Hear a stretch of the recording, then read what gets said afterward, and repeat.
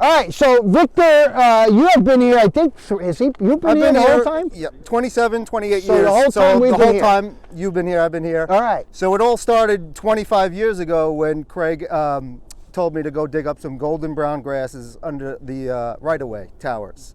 So we dug them up, and we actually started right here on number 5. Huh. We put them in on the bunkers right there. So when I first graduated Farmingdale, I was growing plants and shrubs, and there was a fellow here named Richie. He said, grow something, why don't you grow something we could use? And that always stuck with me. So once we planted those grasses and everyone appreciated them, they naturalized the area, they gave the course a nice look. There was no tall grasses here at that moment. So that's the thing I started propagating. That was the thing, something we could use. That's what I started growing. Those blue stem so let me interrupt here and give the broad perspective. This is a state park, This right? is a state park. There's a different standard out here, I think, than there might be at a other golf course. Even though it's the black course, it's at a New York State Park. And there's an ethos in the state park system. Like there's a lot of biologists and ecologists, and you have some on staff here.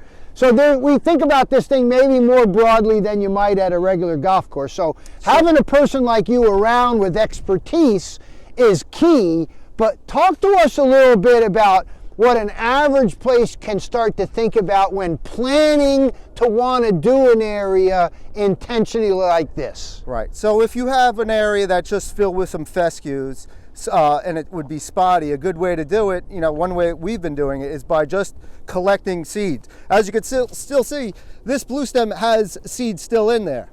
So a cheap, easy way to do it is we'd cut the stalks, just throw them in these areas, you mat them in, and you'd be surprised what would come up.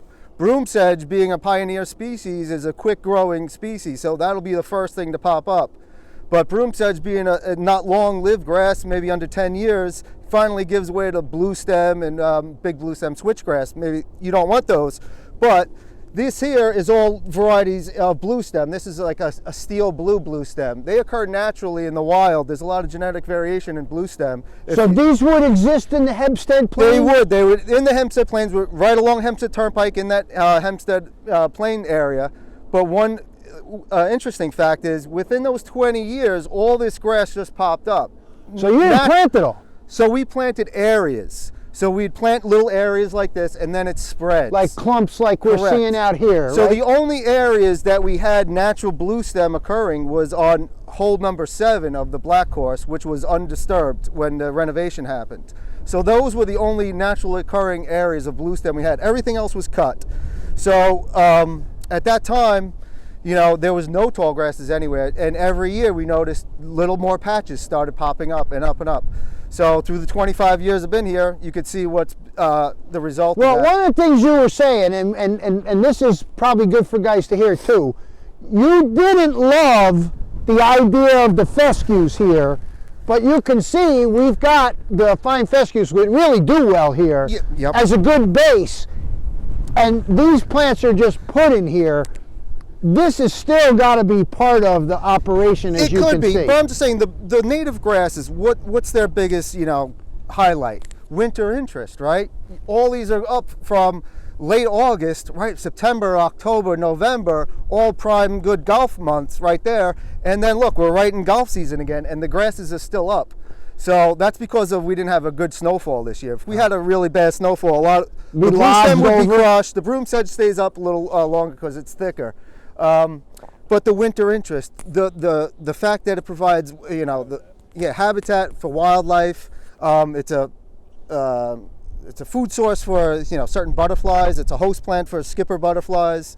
So there's a lot of benefits. If you look at the golf course, what do we use it for? To highlight bunkers, right? To keep people out of areas. It's erosion control in some point. But for certain things like that, it's primarily to keep people out of areas, for wildlife, and to create contrast. If we looked at that bunker where we were on 13, we looked at one bunker that had native grasses on it, then you look at the other bunker and it's just cut normal, down to 2.5 inches. What are you looking at? People automatically look at that tall grass and they go, oh wow, that looks beautiful, as opposed to that short grass. So it adds beauty to the golf course. Yeah. It makes it look natural. If this whole area was cut, it would look too cookie cut, Yeah. There's an old saying. But so cut this down. So this only needs to be cut down very soon, like in May, or you could technically you could leave it up all season, but if they wanted to do applications, they cut it down in May, because being a warm season grass, it only starts growing in like June.